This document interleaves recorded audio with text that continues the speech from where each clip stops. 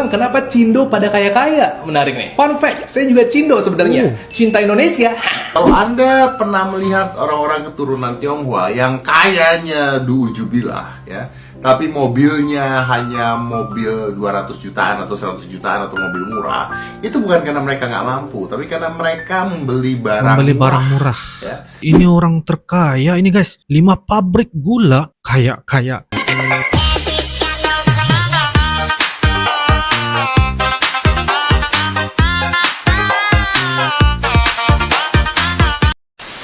Halo guys, assalamualaikum warahmatullahi wabarakatuh. Salam sejahtera, welcome back to my YouTube channel guys. Seperti biasa guys, kali ini kita akan teruskan lagi dengan membuat bakalah video reaction ya, mengenai tentang orang Tionghoa yang berada di Indonesia. Ini adalah sumber yang saya kutip dari TikTok ya, berbagai sumber dan juga kenyataan ataupun pernyataan mengenai tentang orang Tionghoa. Kita akan bahaskan ialah bagaimana orang Tionghoa Indonesia ini guys menjadi sukses, menjadi kaya, ya, berjaya dari segi perusahaan, dari segi sebagai pedagang di Indonesia. Itu yang membuatkan saya juga ingin lebih mengetahui lebih lanjut tentang orang Tionghoa yang berada di Indonesia. Sebagaimana yang kita tahu, orang Tionghoa yang berada di Indonesia adalah salah satu etnis yang mana mereka sangat beradaptasi dengan Indonesia. Bahkan mereka sudah lama berada di Indonesia guys ya, dari ketika dulu lagi, dan mereka hari ini guys adalah sebagai bangsa Indonesia. Apapun guys, kita akan sama-sama terokai bagaimana cerita kejayaan orang Tionghoa yang berada di Indonesia. Jadi tanpa basa-basi, ayo kita sama-sama semak di video pada kali ini. Ayo guys. Bang, kenapa Cindo pada kaya-kaya? Menarik nih. Fun fact, saya juga Cindo sebenarnya. Cinta Indonesia. Tapi kenapa orang Cindo banyak yang kaya? Saya sampai sama Sinbisi dan Jalan Tikus. Pertama, kita lihat sejarah. Dulu banget, orang-orang Tionghoa datang ke Indonesia buat dagang. Makanya nggak sedikit orang Tionghoa yang mewarisi usaha orang tuanya. Kayak toko bangunan, restoran, dan sebagainya. Jadi pada jago dagang, pinter nyari cuan. Udah gitu, mereka suka nabung. Biasanya hemat dan diperhitungin tuh pengeluaran. Uang ditaruh di bank atau investasi. Dan biasanya sih low-key. Nggak berusaha ngasih makan gengsi. Coba aja kamu ke mall, lihat cici-cici pakai celana pendek, setelah jepit, tapi tasnya Chanel, puluhan juta. Atau ke bank, lihat koko-koko pakai celana pendek, setelah jepit, tapi nasabah prioritas. Walaupun begitu, nggak semua Cindo kaya ya. Ada juga yang pas-pasan, jadi nggak bisa disamaratakan. Kalau menurut kamu gimana? Kenapa Cindo bisa kaya? Rahasia kenapa keturunan Chinese kebanyakan sukses di Indonesia? Kenapa ya?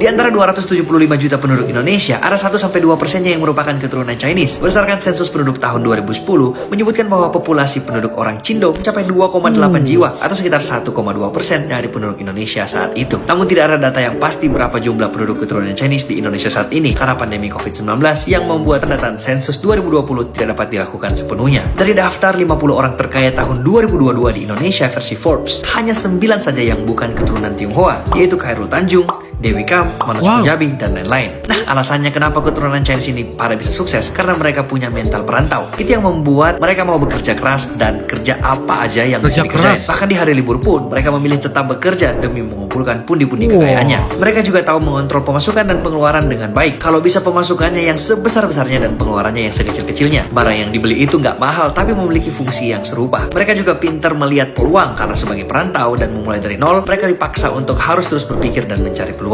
Dan itulah rahasia kenapa keturunan Chinese kebanyakan sukses di Indonesia. Mantap, itulah rahasianya ya. Hal ini kenapa orang-orang dengan keturunan Tionghoa atau Chinese atau Cina dianggap bisa lebih kaya dibandingkan yang bukan keturunan. Well, saya tidak setuju dengan hal tersebut. Tapi memang ada sebuah konsep dasar yang biasanya diajarkan kepada orang-orang keturunan Tionghoa. Saya ingin memberitahukan apa yang biasanya diajarkan oleh orang-orang dengan keturunan Tionghoa kepada anak-anaknya seperti saya sejak saya kecil, untuk ketika dewasa harus menjadi apa. Dan mungkin ini bisa menjadi sebuah kunci kesuksesan atau kekayaan mereka. Oke? Yang pertama. Kita dibiasakan untuk menabung. Untuk menabung itu adalah salah satu kunci kenapa orang Tionghoa pada kaya di Indonesia guys. Kenyataan di sini. Kira-kira berapa banyak tabungan yang harus kita buat atau yang harus kita berikan? Kalau seandainya orang lain itu menabung, anggap saja 20% dari penghasilannya. Orang keturunan Tionghoa itu dibiasakan untuk menabung lebih dari 50% dari pendapatannya. Nomor dua, Untung dikit tidak masalah. Oke. kita dibiasakan untuk kerja keras. Kapten Amerika mengatakan bahwa I can do this all day long, ya. Artinya kita dibiasakan dengan kerja Iya. keras. Jadi kita tuh nggak hitungan dengan kerja. Kita kerja Semaksimal. semaksimal kita, sekeras kita yang kita bisa. Tujuannya adalah untuk mendapatkan uang sebanyak Iya. mungkin. Itu. Ketiga, Membeli barang murah. Wow. kita tidak dibiasakan membeli barang yang kita nggak mampu. Benar? Jadi begini, kalau Anda pernah melihat orang-orang keturunan Tionghoa yang kayanya duujubilah, ya, tapi mobilnya hanya mobil 200 jutaan atau 100 jutaan atau mobil murah, itu bukan karena mereka nggak mampu, tapi karena mereka membeli barang murah. ya. Sedangkan sisanya mereka simpan. Dan itu menuju ke hal keempat, yaitu hutang. Wah. Kita itu dilarang atau diharamkan untuk memiliki hutang. Ya, saya tahu bahwa banyak orang yang punya hutang itu banyak, tapi mereka diajarkan kalau sebisa mungkin jangan pernah berhutang kecuali Anda benar-benar butuh. Karena kalau kita sudah mulai menghutang satu hal, lama-lama kita akan hutang banyak, lalu gali lubang, tutup lubang, gali lubang, tutup lubang. Betul. Nah, itu menuju ke hal kelima. Hal yang kelima, investasi pelaburan. Kita diajarkan untuk investasi. Jadi waktu saya kecil, saya diajarkannya untuk investasi. Kalau lo punya uang, lo simpan, beli emas, beli rumah, beli tanah. Betul. Kan 2 kali 1 ya. Hal-hal seperti itu. Kenapa? Karena hal-hal ini bisa untuk membantu Anda ketika masa depan Anda punya masalah. Jadi Anda tidak akan punya masalah, nggak akan pernah susah, nggak akan merasa susah ketika Anda punya investasi. Bro, kenapa orang Cina tuh rata-rata sukses-sukses bisnisnya? Gue ngutip dari buku The Dragon Network tahun 2013, karya Aben Susanto. Katanya di kalangan Tionghoa, akumulasi kekayaan lo itu dijadikan atau diartikan sebagai standar kejayaan seorang atau keluarga. Oh, artinya kalau sukses bisa naikin derajat keluarga gitu? Jelas, kekayaan ya terutama. Dan mereka tuh benar-benar percaya sama yang namanya proses. Dan mereka tuh nunjukin dan nekanin sama keluarga-keluarga mereka, sama anak-anak mereka, kedisiplinan, adaptif, terus juga berani, inovatif, kreatif, semuanya. Iya, terus kalau orang Tionghoa tuh kalau ngejar cita-cita tuh fokus banget gitu ya? Iya, prinsipnya memang fokus ke usaha sendiri dulu. Maka zaman dulu tuh kalau pedagang yang urusin pedagangnya aja, nggak usah urusan raja juga. Lah, nggak bisa jalin relasi dong? Ya bisa dong tetap. Justru menurut kalangan Tionghoa, yang namanya relasi atau guanxi itu tuh benar-benar jadi pembuka rezeki. Jadi pembuka lapangan semua rezeki yang akan ada ke depannya. Terus selain relasi apa lagi, bro? Support keluarga juga penting banget, bro. Makanya kenapa banyak di kalangan Tionghoa itu mereka tuh punya perusahaan yang turun-temurun, dan ketika diurus sama anaknya sama cucunya tuh benar-benar terjaga dan bagus sampai 5 generasi sampai 10 generasi ke bawah. Ngapain, bro? Lagi fokus, bro. Lagi Percaya fokus, prosesnya bro. gua.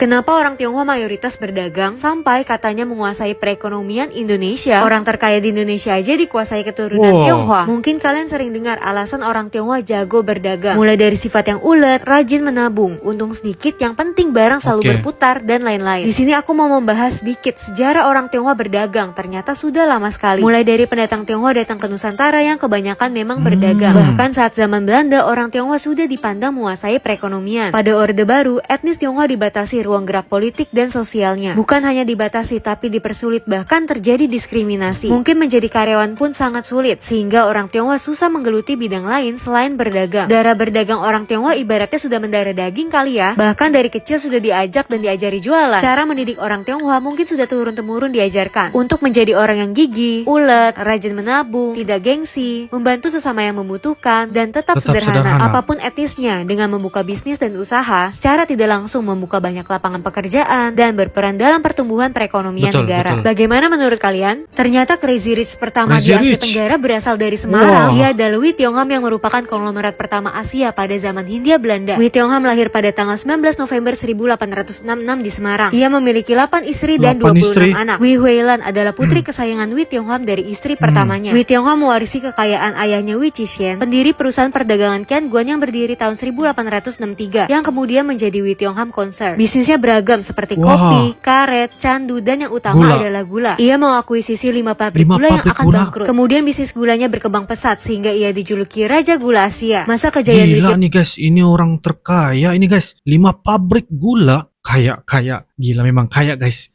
Lee Tiong-ham sekitar tahun 1920-an dan total kekayaannya diperkirakan 200 juta gulden. Wow, kira-kira kalau dikonversi jadi berapa tuh ya, rupiah ya? guys? Di saat masa jayanya pada tahun 1920, ia memutuskan pindah ke Singapura karena beban pajak yang sangat tinggi dikenakan pemerintah Oke. Belanda. Di Singapura, ia berhasil menguasai seperempat bagian di wilayah sana. 4 tahun kemudian, Lee Tiong-ham meninggal mendadak karena serangan jantung. Kendali atas Lee Tiong-ham Concern dipegang oleh salah satu putranya Wee Chong-hao yang juga tercatat sebagai anggota BPU PKI. Pada tahun 1961, seluruh aset Lee Tiong-ham disita oleh pemerintah, yang sekarang diambil alih oleh PT Raja Wali Nusindo yang merupakan BUMN. Kisah Raja Gula Asia ini sangat menarik Gula ya. Ada Asia, lagi guys. nggak kisah menarik lainnya yang kalian tahu? Orang-orang kayak Bapak itu kan banyak yang Oke. sukses. Kalau kita lihat dari statistik data tuh yang aku dapat, orang Chinese non-Muslim ya termasuk ya, itu biasanya kan lebih kaya gitu. Sedangkan yang pribumi, maaf, mereka nih tidak banyak. Tidak banyak, oke? Aku melihat itu kekurangannya dari sisi mana ya Pak ya? Maksudnya dari pola didik kah? Dari cara apakah? Kalau Bapak ngelihatnya dari, Dari sisi mana? Gini, Oke. dulu sebenarnya ada kesalahan dari pemerintah di zaman Orde Baru. Bahwa semua orang-orang Tionghoa tidak boleh terlibat di dalam politik, Oke. terus tidak boleh ikut sekolah di sekolah negeri, terus tidak boleh masuk polisi atau tentara. Oh, oke. Semua. Dan Baik. pegawai negeri nggak boleh lah. Pokoknya. Dibatasi. Kalaupun ada minor sekali. Itu ada aturan seperti itu. Zaman dulu nih. Zaman tahun 65 ke sini. Oh, zaman tahun 65. Sampai Oh, 98. 98 Iya. juga. Jadi memang ada aturan begitu. Sehingga si orang-orang Tionghoa ini tidak mempunyai kesempatan untuk jadi pegawai negeri atau polisi atau tentara. Sehingga mereka akhirnya bergerak di bidang usaha. Oh, Iya. Sekolah pun sekolah sekolah swasta. swasta. Iya. Jarang sekali yang bisa mendapat kesempatan di negeri. Begitu tahu, oh ini WNI keturunan, pasti susah. Kecuali dia dekat dengan pejabat. Berarti untung dong. Yang orang pribumi lah maksudnya. Lebih untung kan? Ya, sehingga sektor bisnis tidak ditangani dengan baik. Akhirnya orang-orang Tionghoa yang mendapatkan Peran di sektor bisnis. Dia kan tidak boleh jadi pegawai negeri. Loh, kebijakan yang dibuat dulu itu kan sebenarnya untuk membantu orang pribumi kita, orang lokal kita gitu kan. Tapi malah dimanfaatkan sama yang Chinese jadi lebih untung gitu. Gini, ada teori Alibaba, tahu nggak? Belum, Pak. Belum, Pak. Nah, ini bukan Alibabanya yang di Cina, Bukan, ya, Jack Ma, bukan. Iya, bukan. bukan. Dulu pemerintah di zaman Orde Baru membuat satu peraturan Oke. bahwa pribumi, perusahaan pribumi akan diberikan prioritas, Iya, ya, iya. Bekerja semua. Iya. Oke. semua. Sehingga akhirnya banyaklah yang minta izin kehutanan, konsesi kayu, pribumi. Namanya Ahmad misalnya atau Ali. Iya. Di depan, di rootnya pemilik. Tapi yang punya si Baba. Oke. Iya kan? Jadi Alibaba nih. Jadi misalnya yang punya Ahmad, nggak tahu nih Koseng yang pemiliknya gitu. Itu di depan doang dia. Jadi mungkin dikasih 10%. Kalau ada juragan yang baik dikasih 10%. Bahkan kalau enggak, dia pakai supirnya atau pegawainya. Ahmad, kita bikin perusahaan ya katanya. Bikin. Terus minta konsesi kayu.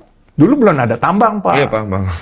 Ya kan, supplier juga masuk ke kepolisian kemana, kan harusnya kan UMKM pribumi. Jadi ya Alibaba, Pak. Ali yang nongol, Baba yang punya. Oh. Nah, ini. Kenapa si Ali tidak menjadi Baba? Nah, karena si Ali lebih senang hari itu jadi pegawai negeri. Oh, senang. Sehingga atau jadi pegawai dan dia tidak punya kesempatan untuk bisnis. Iya, Dia benar. juga tidak Benar mengerti. juga. Makanya dulu ada mau transfer. Kenapa dibilang si Ali dikasih, si Baba di belakang, dulu seolah-olah mau dikawinkan oleh pemerintah sehingga bisa transfer teknologi bisnisnya Iya. supaya si Ali bisa jadi pinter. Iya. Tetapi kadangkala si Ali ini cepat puas. Oke. Dia dikasih 10 puas cuannya. Kalau si Baba dikasih 10 nggak puas, gue mau 100. Udah dapat 100, gue mau 1000. 1000, gue mau 10.000. Jadi bedanya gitu, pola pikir. Pola pikir, Pak. Apa yang salah sih, Pak? Maksudnya aku tuh masih belum nemu. Ya maksudnya kan kalau kadang-kadang aku ngobrol sama karyawan gitu-gitu. Gua kadang-kadang suka mikir, kok cara berpikir kalian tuh begitu ya? kita kesampingkan lah cari makan, semua juga cari makan, ya kan? Ibaratnya kita mau buat survive, semua juga mau bertahan hidup, oke. Tapi apa sih inti dari kehidupan yang ingin kita capai kan?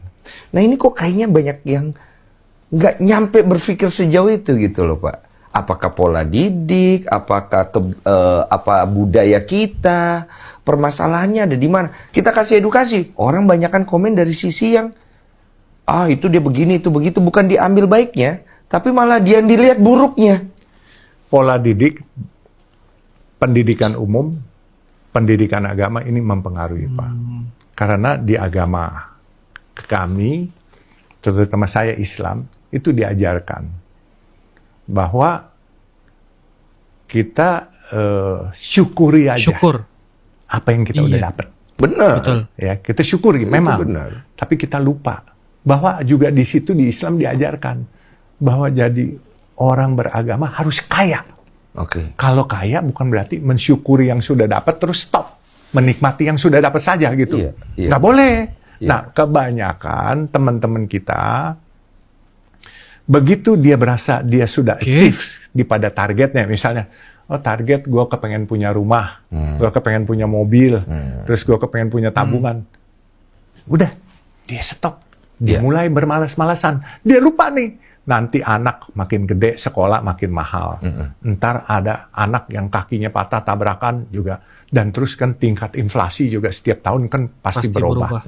Nah, sehingga biasanya mereka kalah. Nah, sedangkan si Tionghoa ini selalu diajarkan pola hidup hemat dan selalu uber cuan terus karena mempersiapkan diri kalau nanti keadaan susah, keadaan sakit, keadaan anak mau sekolah, keadaan hari tua.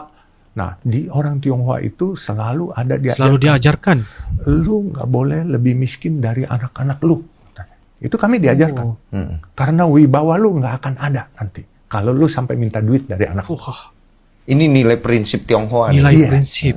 Tapi kadangkala kalau orang-orang kita, terutama masyarakat Indonesia, kepada anak-anaknya, dia selalu bilang, nah dari kecil, nanti kalau udah gede, jadi menteri ya, jadi gubernur ya, biar bapak ibu bisa ikut kamu bahagia. Gitu. Selalu menyenderkan kepada itu. Jadi pola pikir yang berbeda. Jadi pola pikirnya dia ingin menggantungkan hidupnya kepada anaknya. Kalau orang Tionghoa, dia prinsip dia nggak mau menggantungkan hidup dari anak. Itu yang aku bingung, nggak mau dia. Ya, jadi, Mama juga nggak mau. Jadi itu berasa terhina sekali kalau orang tua, ya kalau saya kemarin kepada putra saya Faisal, saya masih bilang, kamu ingat ya, jangan sampai nanti kamu nggak bisa kerja, walaupun kamu ada kekayaan, anak kamu pasti tidak hormat sama kamu. Ya kan? Walaupun kamu ada duit, tapi jangan sampai pernah anak kamu lebih pintar atau kamu minta duit, dia lebih kaya daripada kamu. Ya, soal lebih kaya sih boleh, tapi kamu jangan pernah minta duit dari dia. Itu sah, anak lebih kaya, lebih pintar, oke. Tapi kita juga jangan sampai juga goblok kebangetan, miskin kebangetan. Oke guys, demikianlah sebentar tadi video dari TikTok di mana kita sudah melihat berbagai cerita mengenai tentang prinsip dan juga bagi saya quality value yang ada pada orang-orang Tionghoa yang berada di Indonesia. Mereka sangat berbeda ya guys ya, dari segi pola memikirnya juga ya, dari segi perusahaan, dari segi berdagang, ya mempunyai jauh kehadapan untuk berpikir seperti begitu kan, ya kan? Jadi ini adalah sebagai satu kita harus lebih menitik beratkan mengenai kita bahwa apa yang kita lakukan, apa yang kita usahakan, pasti kita membutuhkan tentang cara kita usahakan dengan lebih keras, ya, dengan cara menabung, ya, berinvestasi, ya, dan itu adalah salah satu kunci kejayaan buat orang Tionghoa yang berada di Indonesia ya. Bukanlah kita katakan pribumi ataupun orang lokal itu tidak berjaya. Ada yang berjaya ya guys ya. Ada yang berjaya, tidak ada masalah sebenarnya. Tapi kalau kita lihat dari sisi yang apa yang diceritakan di dalam sumber TikTok ini, itu adalah sebagai salah satu ciri-ciri kenapa orang Tionghoa lebih sukses, lebih berjaya, kaya. Dan kita dapat lihat juga orang terkaya, gula terkaya di Asia dari Indonesia guys. guys, dari Semarang seperti begitu, sehingga membuka pabrik sampai ke negara Singapura seperti begitu ya kan. Jadi ini adalah ciri-ciri, prinsip dan juga value quality yang ada pada orang-orang Tionghoa di Indonesia. Bukan kita ingin melebih-lebihkan orang Tionghoa dan sebagainya, tapi kita mengambil apa yang ada pada orang Tionghoa ini dijadikan sebagai satu prinsip untuk kita beradaptasi dan juga kita mempelajari ya sesuatu hal, terutamanya dari segi bidang bisnis, pedagang dan sebagainya, supaya kita lebih kepada ke arah yang lebih maju ya bersama-sama ya kan guys ya. Jadi itu adalah sebagai sumber yang kita nampak bahwa orang Tionghoa ini itu adalah fakta dan juga sejarah yang diceritakan ya di dalam video pada kali ini. Jadi semoga yang memberikan edukasi dan juga ilmu buat kita semua, dan mudah-mudahan kita akan semua ini berjaya guys, tidak kiralah dari mana-mana pun suku ya, suku etnis dari manapun ya, kita semoga kita apapun bidang yang kita ceburi, sama ada bidang bisnis, bidang sebagai pegawai kerajaan dan sebagainya, apapun ya kita akan terus lebih maju melangkah ke hadapan insyaallah. Jadi guys, itu saja dari Uncle. Jadi sekiranya kalian ada beberapa komentar dan sebagainya, kalian bisa tuliskan di ruangan kolom komentar. Insyaallah kita akan bisa ketemu lagi di video-video akan datang. Sampai jumpa lagi. I love you Indonesia, I love you Malaysia. Assalamualaikum warahmatullahi wabarakatuh. Dadah.